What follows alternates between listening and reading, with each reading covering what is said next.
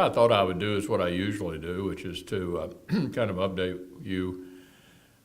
Obviously, it's my point of view, and you know which side of the aisle I'm on. I'm going to give you my take on where I think our country stands right now, and what I think the way forward ought to be. As you may recall, I've recounted on previous occasions some sort of obvious things, which is that those who win elections get to make policy, and those who lose go home. Put another way, elections have consequences. And in 2008, the American people decided to give our friends on the other side of the aisle a really good election.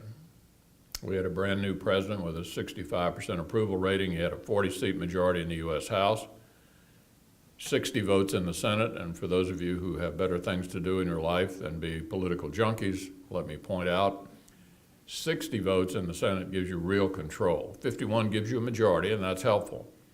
But 60 gives you real control, and they had 60 after the 2008 election. The president's chief of staff at the time, who's now the mayor of Chicago, said a crisis is a terrible thing to waste.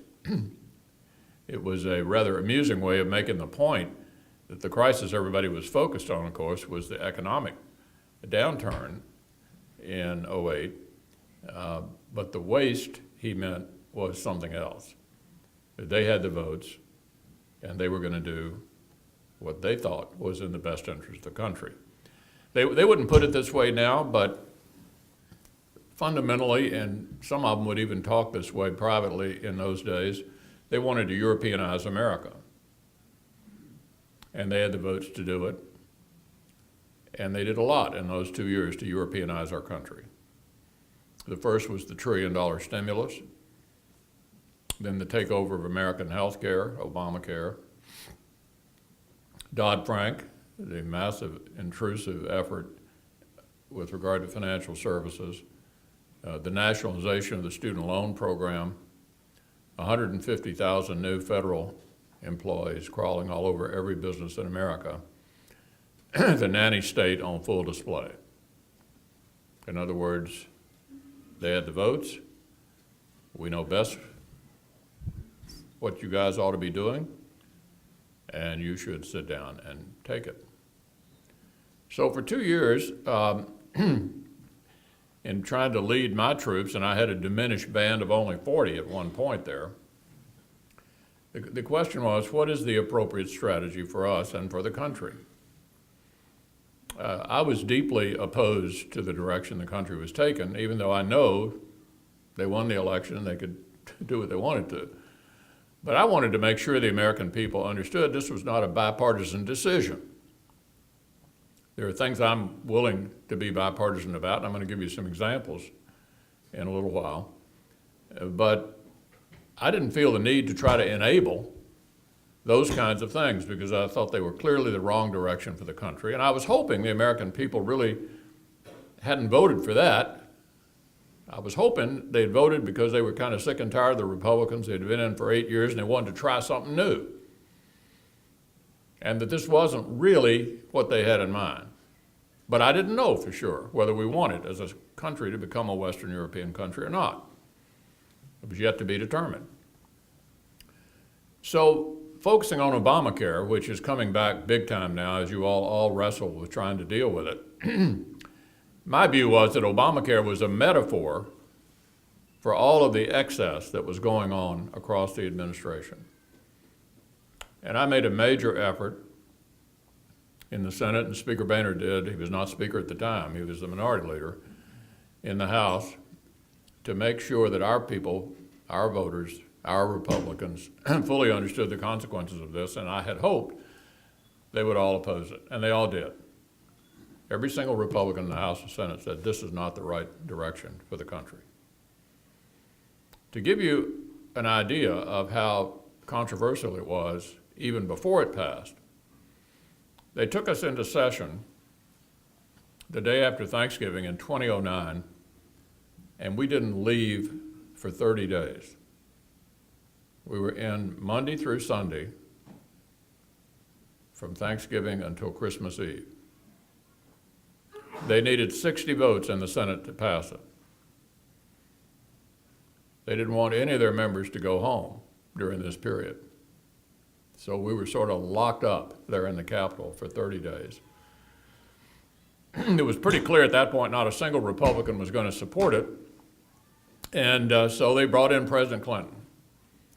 And the president came up. And the vice president came up. And they said, look, this is just going to be like Medicare and Social Security. Everybody's going to love it.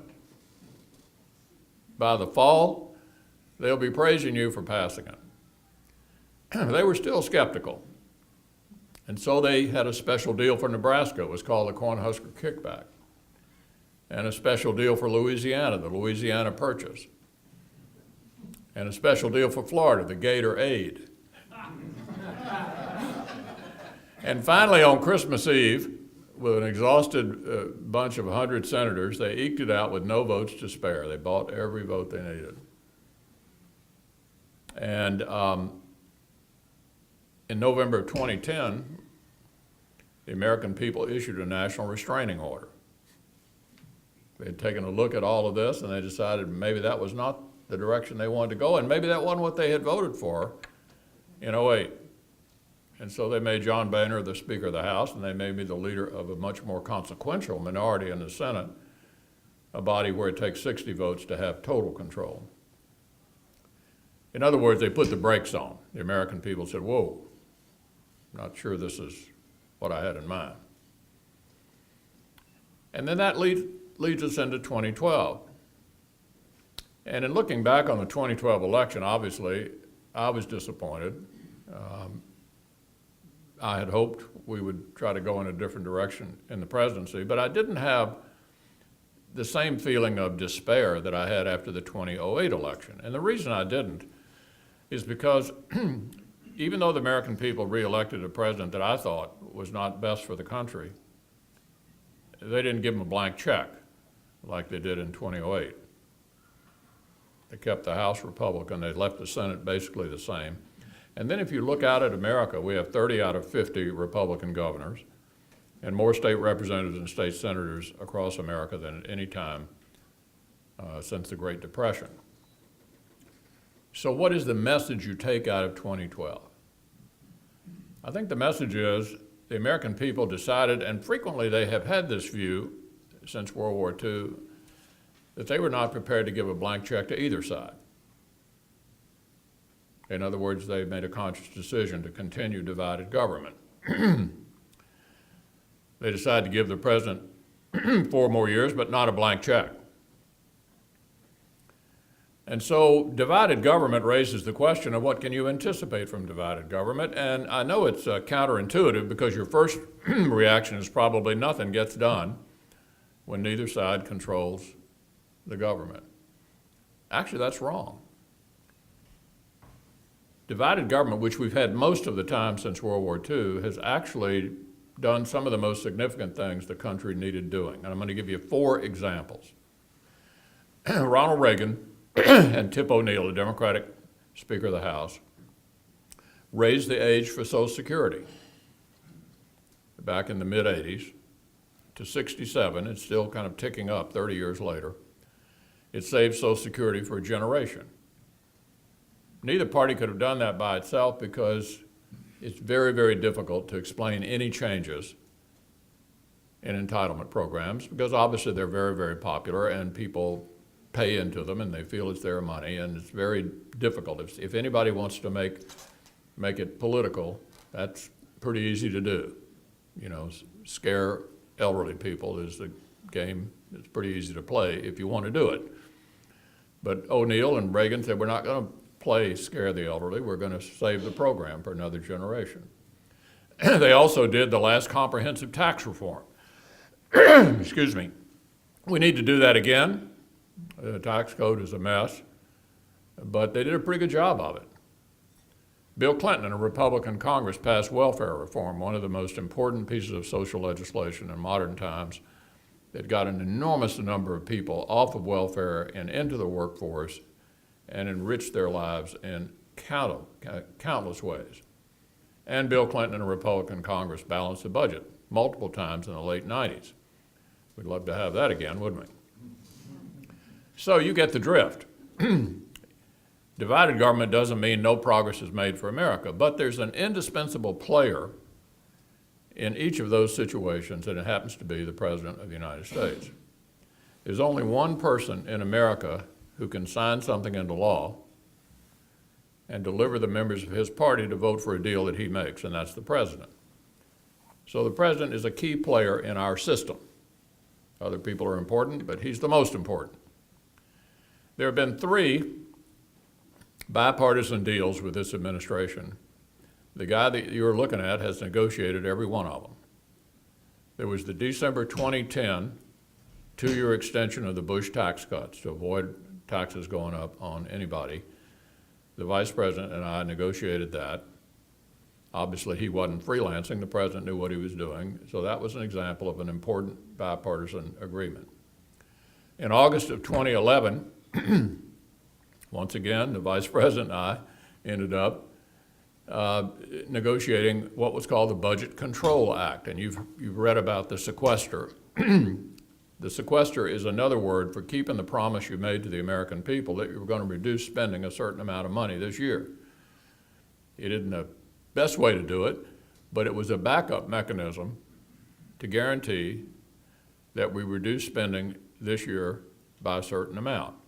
And in that bill, we set out targets to be met over the next 10 years in 40% of the budget. Now let me explain to you what I'm talking about. We only vote on about 40% of what we spend every year. Mind-boggling, isn't it?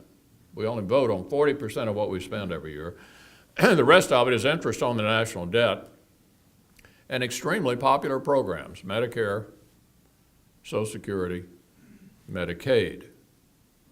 Very popular programs. That's where the bank robber, famous bank robber back in the 20s, Willie Sutton, was asked why he robbed banks. Y'all remember what he said? That's where the money is. So ultimately, you can't solve our debt and deficit problem now, which is enormous. We now have a gross debt the size of our economy, which makes us look a lot like Greece. Not some other day, but now. You can't ultimately solve that problem until you deal with the 60%. But in any event, we got the 40% heading in the right direction.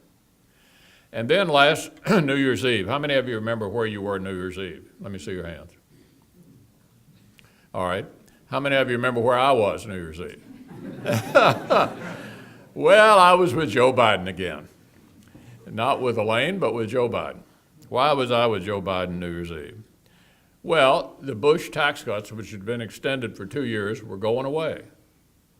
And the country was going to get a massive tax increase if nothing was done, because the law was, as we put it, sunsetted. In other words, it had an expiration date. And the reason I ended up in a negotiation with Biden again is because I wanted to try to save as many people in the country from a tax increase as I could, even though the president has a voracious appetite for new taxes. But I think he too was conflicted because he was concerned about the impact on the economy if everybody's taxes just skyrocketed immediately. So we ended up in an intense back and forth to shorten the process. And by New Year's Eve, we had reached an agreement after spending a day and a half in constant communication with Joe Biden that nobody who made above $400,000 or $450,000 a year for a couple would get a tax increase. Now, regretfully, some people did. But my view of it was, if you got 100 people who are drowning and you can save 99 of them, why wouldn't you want to do that? So it saved 99% of Kentuckians and Americans from a tax increase. We got a top rate of 20% on cap gains and dividends. They would have gone much higher. And very importantly, and some would argue most importantly in a state like ours, we got a $5 million estate tax exemption, which will save virtually every family farm and small business in Kentucky from having to be sold on date of death, so you can't get it down to your children who may want to continue to operate your business or your family farm. All of that permanent law. Now, the difference between permanent law and sunset is that it doesn't go away on one day. It can be changed, of course it can be changed, but it doesn't go away on one day, which is a lot better for the American people to have some sense of what it's going to look like in the future, rather than having a day hanging over your head. So I mentioned those three things, not so much to pat myself on the back, but to make the point to you that I'm not unwilling to do business with this president when I think it's in the best interest of the country or when he's willing to deal. Regretfully, that has not happened very often. And I think what we're now seeing is the arrogance of power on full display. Because you see, once they no longer control the Congress, they obviously still control the agencies. The bureaucrats work for him. And this has been a very, very oppressive bureaucracy under this administration. Many of you have been feeling it in your businesses because the attitude is, if you're making a profit, you're up to no good. You're obviously doing one of two things. You're either cheating your customers or mistreating your employees, or both, and they're here to help you. It's the single biggest complaint I hear all across America, and I do travel around a good bit in my extra job as the Republican leader of the Senate. In fact, I would go so far as to say the reason we've had such a tepid recovery from this deep recession is the government itself. The spending, the borrowing, now small businesses getting a tax increase at the end of the year, and this oppressive regulation. So not only are the regulators oppressive, as Jonathan alluded in his introduction, I've been saying for a year, it goes beyond just being oppressive. We've got a bureaucracy that in many ways is out of control. And it just didn't happen when you heard about the IRS. Let me tell you when it happened. It began back during the Obamacare debate, but we hadn't passed it yet. And obviously, it was a huge, huge bill impacting all of America.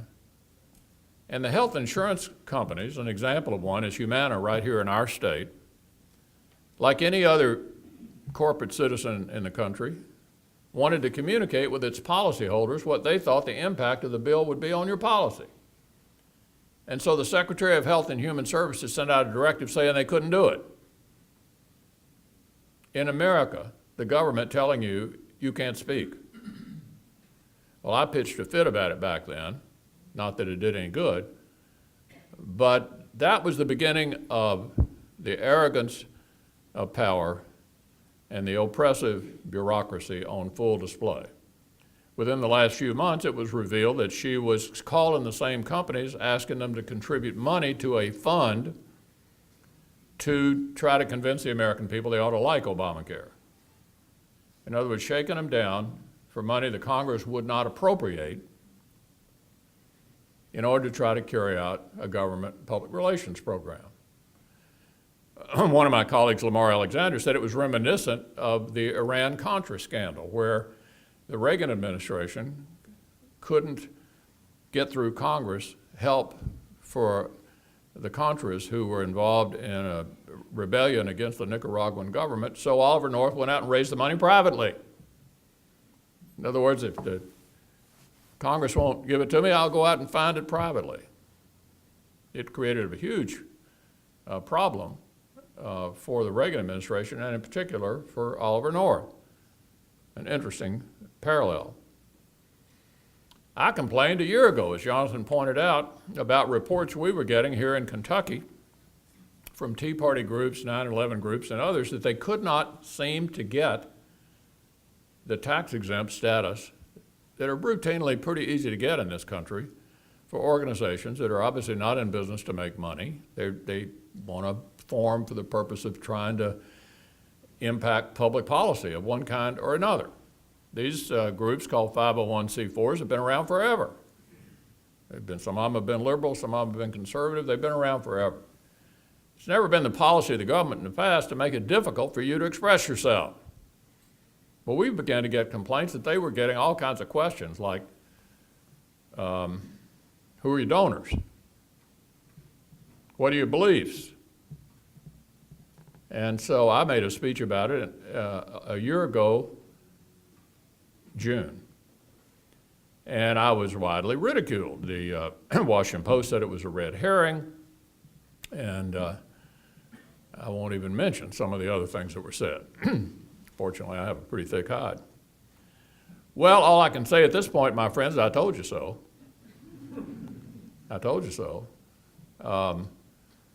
It's widespread abuse based on political views in our country. They tried to do it over at the Federal Communications Commission by saying that they haven't implemented it yet, but the Obama appointees on the Federal Communications Commission are considering a regulation that would require you, if you were an outside group and you went into a TV station to buy some TV time to go out and express yourself, you'd have to tell them who your donors were. So the government can know who your donors are. I saw a lady on TV the other night down in Texas who said she'd been trying for 3 years to get a tax-exempt status for her group.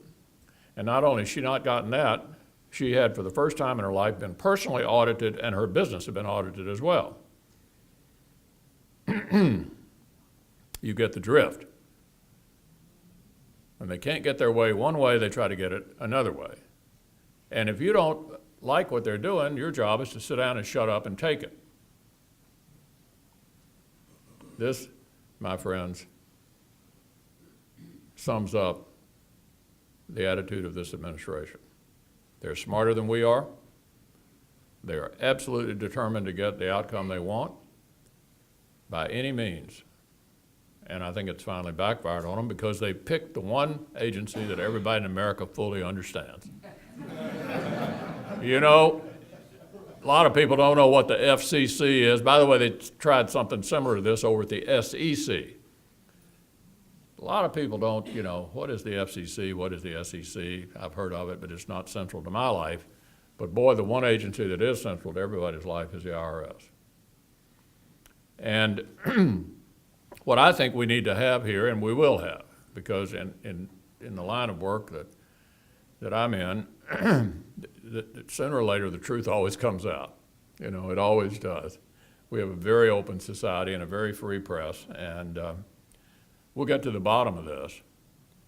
But the stuff that I've told you, we know happened. I don't know what else might have happened, but a lot of good work has been done. I noticed some reporters up in Cincinnati have already come up with 6 rank-and-file people in the IRS up there, new names, a new supervisor. There'll be a thorough and lengthy investigation. I don't want to jump to conclusions, but if you just look at what's happened already, what we know has happened, this is truly outrageous. Truly outrageous. If I can't get my way through the Congress, I'll get my way some other way. And by the way, if you disagree with me, I'm going to bring the force of the government down on you. That's the attitude.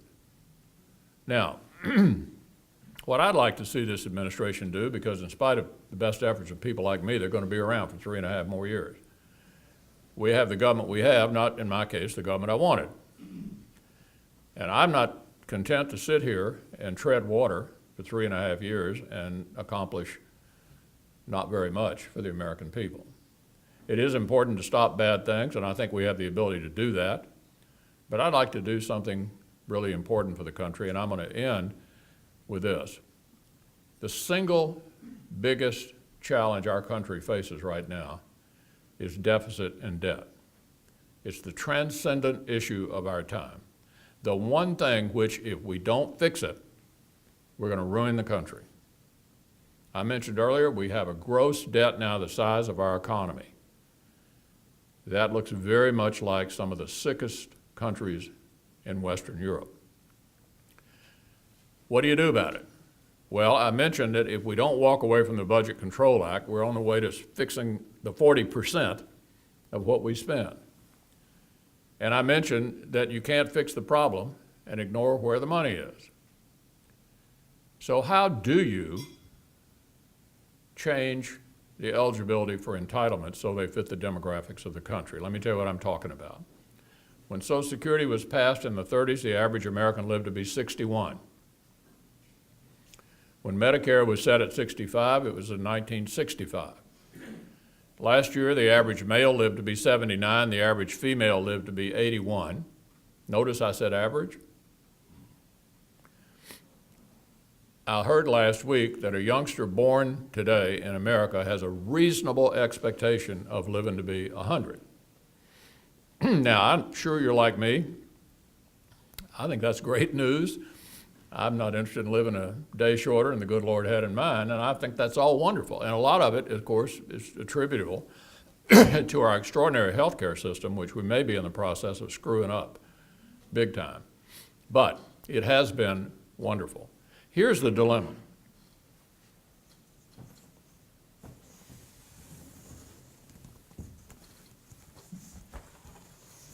I don't know if you all can, even if you're in the back of the room, you can see the colors, right? Let me tell you what you're looking at. This dark blue line, that's the revenue that was produced because we couldn't save everybody at the end of last year. That comes from the increase on the 1%. We saved 99%, but not one. This light blue line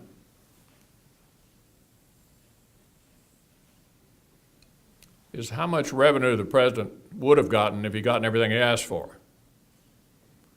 So the point I'm trying to make to you is you can't tax your way out of this problem. You see, even if you gave him every penny he wanted, you can't fix the problem. The red, as you can imagine,